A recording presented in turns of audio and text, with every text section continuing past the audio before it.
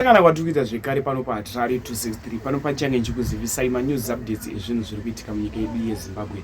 Kana uchiri munyowani pa this YouTube channel, kusubscribe mahara wotenga on the notification bell uyezve likes enyu akanyanya kukosha pa this YouTube channel zvinotibatsira kuti video rineri ringe richionekwa nehama neshamwari vanenge vasati vaona this video. Vanova vachibatsirikana nekuona video rineri kubva pano paHarare 263. Udzanai hama neshamwari kuti kwaita anonzi Harare 263 anobatsira nema updates ende andinonoke kumhanya nenyaya idzi dzichangobva kuitika. Usadye manonoko mudikani. Nyaya zvomuzora nhasi inyaya iyo tichatanga tataura nyaya yaTanaka Zivanai. Tanaka Zivanai mukomana iye ane 32 years. Mukomana uyu anga akaenda ku-UK nemukadzi wake iye anonzi Zanella ane 28 years. Vanhu ava vagari vemuno muZimbabwe, vangaura vagari vemuno muZimbabwe, zvizvarwa zvemuZimbabwe. Zvisinei, Tanaka aenda ku-UK nemukadzi wake. Pavakasvika ku-UK vakatanga kugara mune zvakanaka, asi zviri kunzi pakati pavo paita kakusanzwisisana. Vaviri ava vaita kakusanzwisisana pakati pavo. Tanaka Zivanai murume wacho abaya mukadzi wake kakawanda nebanga mudumbu akafira ipapo. Zvinorwadza, tichingoti rest in peace kune mukadzi waTanaka. Rest in peace kwaari, zuro rako murugare. Murume uyu akapindwa nemweya wakashata. Kutaura kuno kuti Tanaka akasungwa ikoko ku-UK ari mumaoko emapurisa. Mapurisa ari kuda kunatsotonga nyaya iyi mune zvakanaka. Tichingoti rest in peace kune akatisiya. Zuro ramurugare Zinala. Tasina zvifungiro kuti imimi pamuchabuda muchienda kuSouth Africa murume wako achapindwa nemweya yakaipa.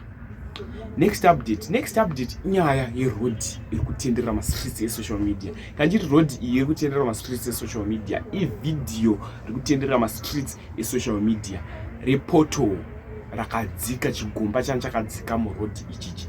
So road iyi yange nemapoto. Road iyi ndeye kuShurugwi Zvishavane road, imo muarea iyo inonzi Boterekwa area, ndo mune road iyi. So pabuda road iyi ichitendera mastreets esocial media, road iyi nemazipoto akawandisa. Pazotanga kuita mutauro mastreets esocial media, tinonyanyodhila nyaya idzi nemuma comment section. Vamwe ndo vanga vachiti sewiki neuchivhayo tinoona vanopa vanhu mota zvikuru, asi road iyi takatarisa haina kugadzirwa ende zviri kunzi yaane makore road iyoyo yakadaro. Zvinotosiririsa, zvinotorwadza. Ndichakuisirai video motanga kuona video reroad ine zipoto rakakurisa kudaro. Vamwe ndo vari kuti mari dzasewiki neo dzinodii kupiwawo nherera shirikadzi vari kutambura kunze uko, ende road kana hake atadza kupa nherera neshirikadzi kukugadzirisawo road yachona munyika yachona yeZimbabwe maakazvarirwa, zviri kudii kuitwa?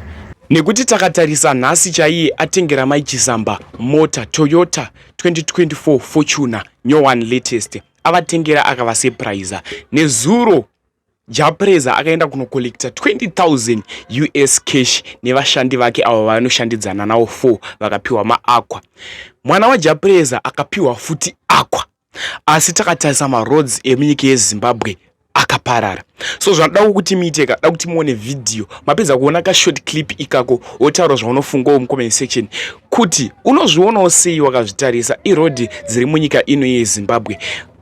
Dzimwe nzvimbo, dzimwe road dziri kuparara takazvitarisa. Musi unoyu takaona message yakafamba futi mastreets esocial media, City Council ichiti iri kuda $, kuti igadzirise mastreet lights, itenge futi maambulance anyanya kushota.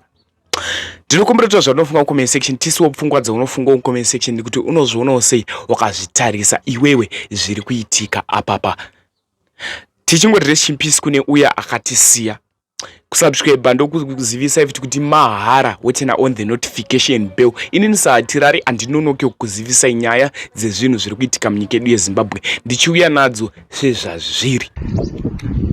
Boterekwa riri